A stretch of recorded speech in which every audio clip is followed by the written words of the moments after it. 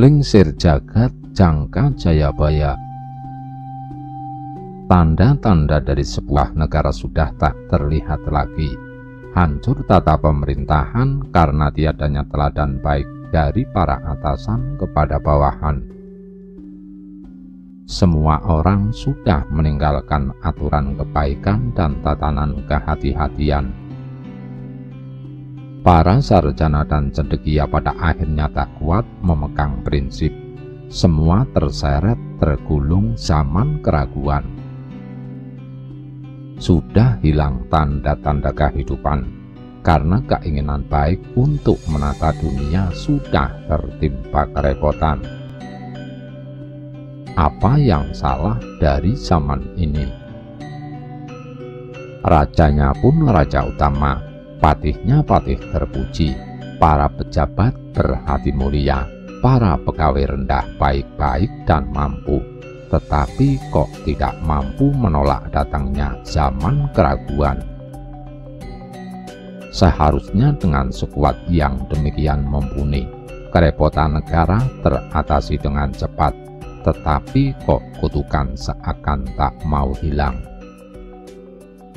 Malah kutukan semakin menjadi-jadi, berbagai halangan semakin merepotkan. Antara pejabat yang baik-baik tadi tidak ada koordinasi dan kerjasama yang kompak.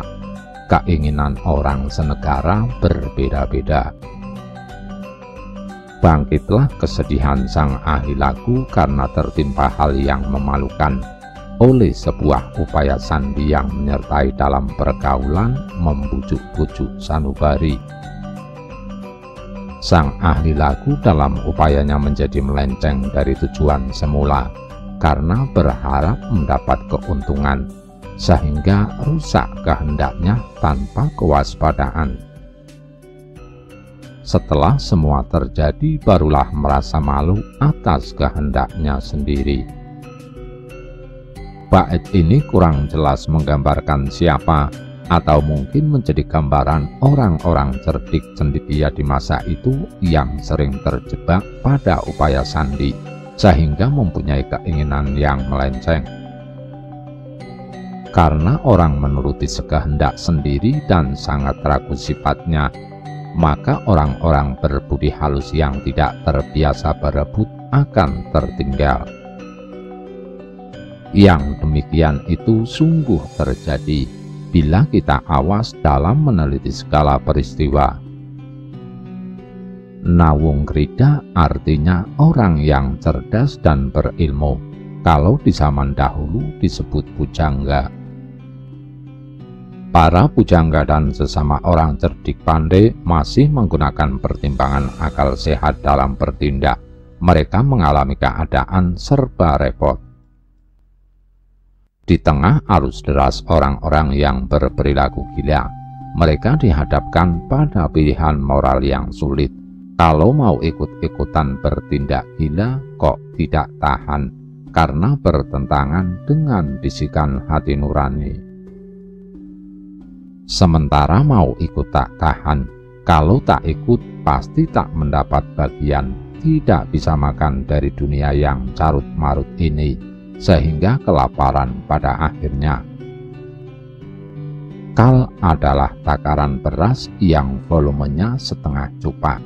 Jadi maksud bait ini, kalau tak ikut gila tak akan mendapatkan beras atau makanan. Namun secara kebetulan kehendak dari Tuhan pemelihara kehidupan, yang lupa memang mendapat untung, tetapi sesungguhnya masih lebih untuk yang ingat dan waspada. Walau orang-orang yang gila tadi kelihatan mendapat tempat dan dimuliakan, tetapi sesungguhnya masih lebih baik keadaan orang yang tetap teguh memegang prinsip kemanusiaan. Masih lebih baik keadaan orang-orang yang tidak ikut arus kegilaan tadi. Waktu itu sudah dekat dengan akhir dari zaman Kalabendu, karena kemungkaran sudah mencapai puncaknya, yang artinya kurva lonceng sudah berada di titik atas, bersiap untuk segera pemulihan keadaan. Sirnanya negara ketujuh ini disebabkan oleh karena berlawanan dengan paruhannya. Di atas telah disebutkan bahwa ada negeri kembar, salah satunya akan musnah karena berlawanan dengan kembarannya tersebut. Yang mendengar isi ramalan tadi merasa miris hatinya. Melongo tak dapat berkata apapun, tanpa sadar telah lama mendengar cerita sehingga merasa sangat haus. Sejak awal cerita sampai akhir hanya dapat mengangguk-angguk dan bergeleng-geleng karena takjub dengan isi ramalan Sri Prabu Jayabaya. Jika kita konsisten pada alur zaman yang telah kita bahas dalam kajian sebelumnya, maka yang dimaksud dalam dua kajian terakhir ini adalah zaman sebelum Indonesia merdeka. Secara jelas disebutkan bahwa ada dua negara kembar. Dengan mudah dapat kita tebak yang dimaksud adalah Surakarta dan Yogyakarta, negara pecahan dari Wangsa Mataram. Beberapa catatan dari Pujangga Ranggawarsita juga jelas menyebutkan bahwa zaman Kalabendu terjadi di era dua kerajaan tersebut. Jangka Jayabaya masih menyisakan 3 zaman lagi setelah zaman Kalabendu, yakni zaman Kalasuba atau zaman Suka, zaman Kalasumbaga atau zaman terkenal, dan zaman Kalasurata atau zaman halus. Seperti apakah gambaran ketiga zaman itu? Sirnaning Kalabendu sinalin jaman. Karena kemurahan dari Tuhan yang Maha Suci, zaman Kalabendu akan berakhir, akan berganti dengan zaman baru yang lain wataknya. Orang akan mendapat ketenangan dari kemuliaan raja, segala resah dan keraguan hilang, kehidupan akan menuju keadaan yang lebih baik. Di saat itu kesejahteraan mulai tampak, segala penyakit masyarakat mulai sirna, segala angkara murka mulai surut, segala halangan mulai tersingkir, hal-hal yang dulu membuat repot hilang. Karena dihentikan oleh kedatangan raja yang datang dari tempat tersembunyi, orang Jawa menyebutnya Satria Biningit. Sebelumnya tak ada yang tahu bahwa dia akan menjadi raja. Tak tampak tanda-tanda bahwa kelak dia akan menjadi raja. Dia seperti gaib, padahal dia sudah ada di situ selama ini. Sunyoruri artinya alam sepi atau alam gaib. Jadi selama ini seolah raja itu sedang menyiapkan keratonnya dari alam gaib. Ketika semua siap, dia langsung muncul tiba-tiba. Kepemimpinan model seperti ini memang lazim terjadi. Tiba-tiba seseorang naik ke puncak kekuasaan, meski sebelumnya hampir mustahil dia mencapainya. Contohnya sudah sangat banyak dan itu terjadi sejak dulu. Siapa yang bisa meramalkan kalau Ken Angrok pada akhirnya akan menjadi Raja Tumapel? Siapa yang bisa meramalkan kalau Raden Wijaya bisa mendirikan Majapahit? Sepi yang telah disebutkan tadi artinya tanpa sarana dari manusia, tidak ada tanda-tanda dan tidak ada yang bisa memperkirakannya. Ketika keberadaannya masih dipingit, tak satu pun yang mengenalinya. Bahkan tampaknya karirnya tak akan sampai puncak karena selalu mendapat halangan. Ungkapan kesandung rata artinya bahwa jalanan yang rata pun dia dapat tersandung. Pengertiannya adalah bahwa si tokoh Biningit ini sangat terlunta-lunta hidupnya. Oleh karena itu, banyak orang tak menyadari bahwa kelak dia akan menjadi pemimpin. Itu sudah kehendak Tuhan yang Maha Suci, karena akan dijadikan sebagai pengganti tatanan lama. Kalau saja ada tanda-tanda yang jelas bagi semua orang, maka akan terjadi konsolidasi kekuatan lama untuk membendungnya. Atau boleh jadi dia akan dikerumuni para oportunis yang gila kekuasaan, tapi dengan kemunculan yang tiba-tiba, kekuatan lama tak ada waktu untuk membendungnya. Naiknya sang raja yang bersifat pendeta akan membuat kekuasaan menjadi efektif dalam memakmurkan rakyat. Sifatnya adil dan berbelas kasih, paduan sifat mulia yang hanya pada manusia agung. Tak mau dia akan harta benda negara. Nama raja baru itu adalah Sultan Herucakra. Tanpa tahu asal kedatangannya, seperti yang sudah diuraikan di atas, dia berasal dari tempat yang gaib, tak terkira, tak terduga. Hanya rahasia Tuhanlah prajurit yang mengantarkannya ke tahta. Para komandan prajuritnya adalah Samadi saja, musuh seketika surut dan hilang. Oleh karenanya dia tak terbebani dengan balas jasa politik. Dia tak berhutang kepada politisi manapun. Musuh tumpas habis tanpa bisa bangkit kembali. Karena beliau sang raja mengupayakan kesejahteraan rakyat, maka posisinya kuat, mendapat dukungan dari segenap warga negara. Raja sendiri terbiasa hidup sederhana.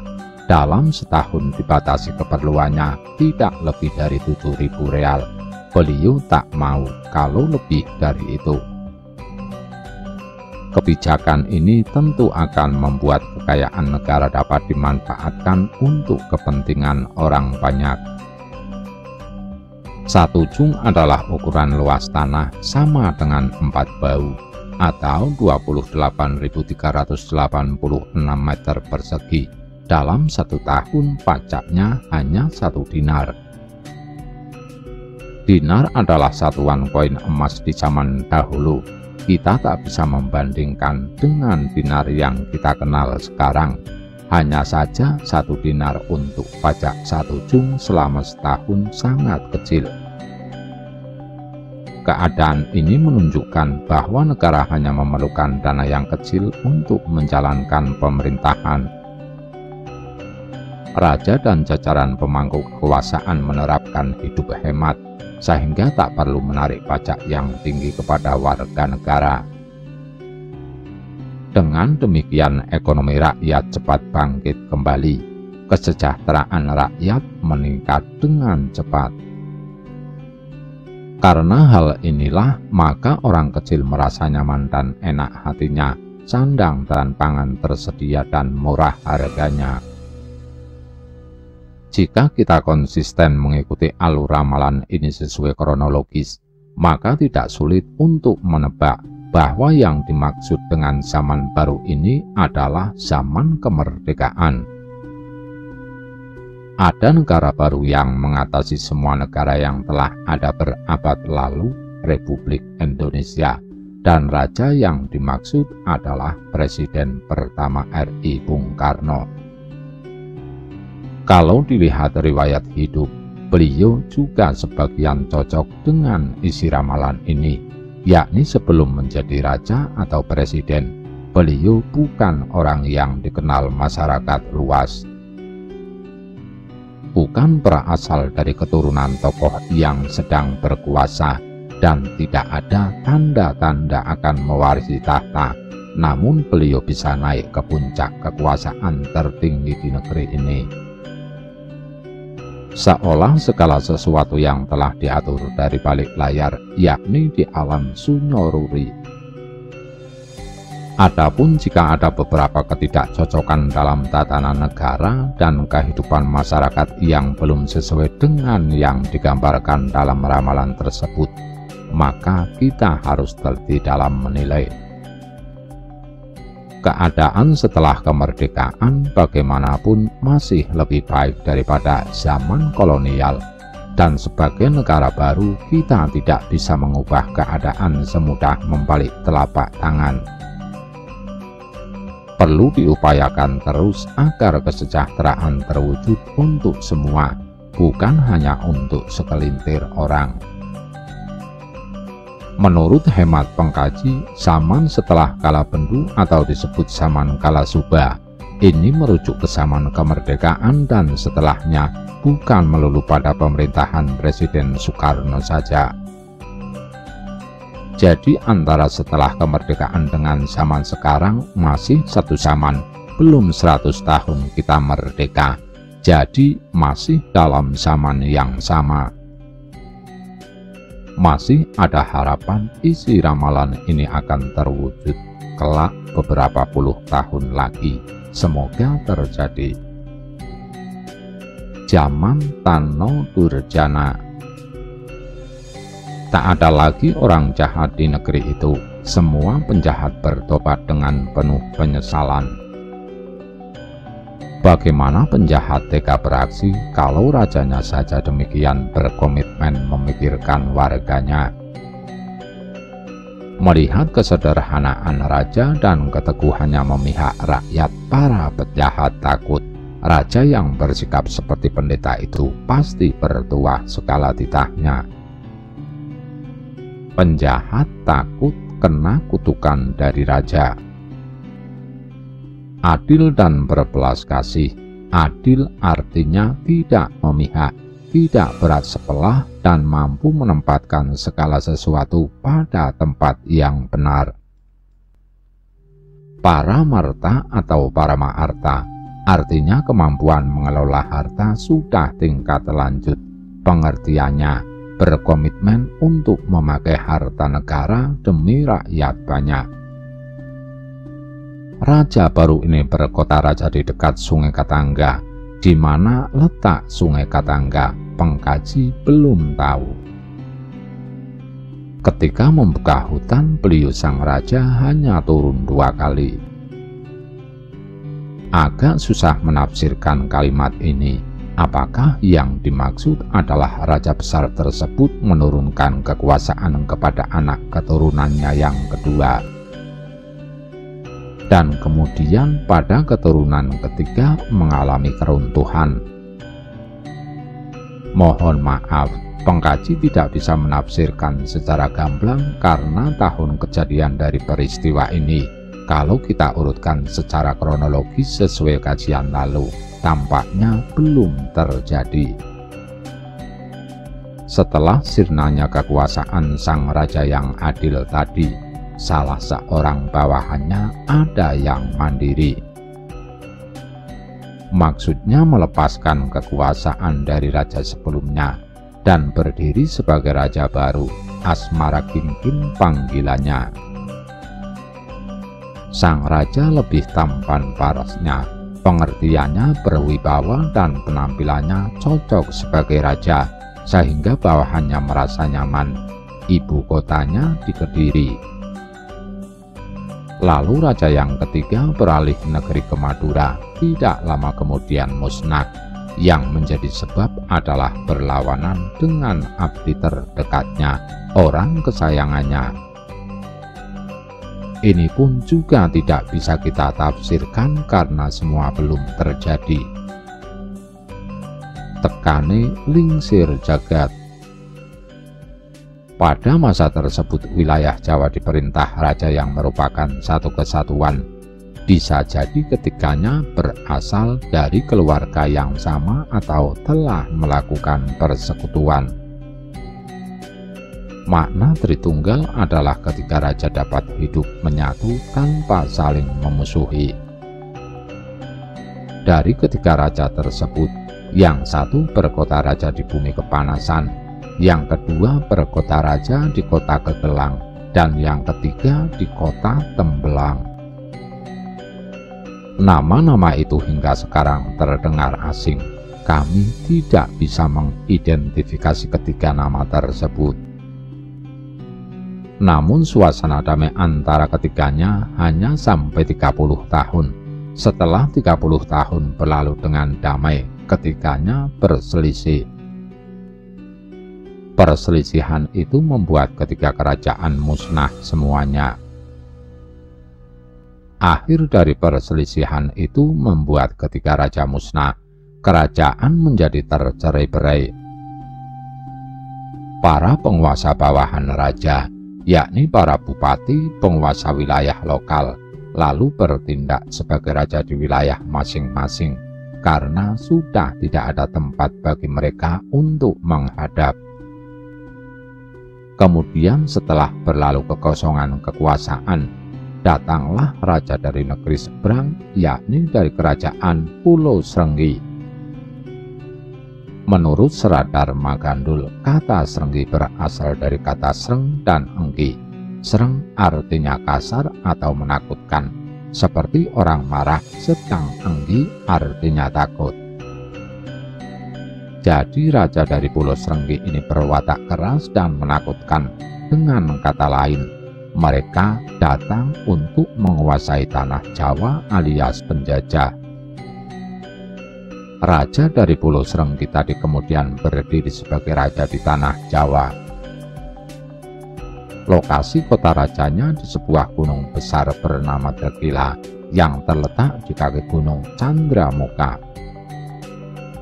Tampaknya keraton sang raja tersebut berada di sebuah gunung besar bernama Dregila. Namun gunung itu hanyalah anak gunung dari gunung yang lebih besar yang bernama Gunung Candramuka. Tak berapa lama lalu ada seorang ksatria dari negara di Tanah Rum. Tanah Rum adalah bekas kerajaan Romawi di zaman dahulu. Ksatria dari Romawi tersebut menyerang Raja Pulau Srenggi yang bertahta di Jawa tadi.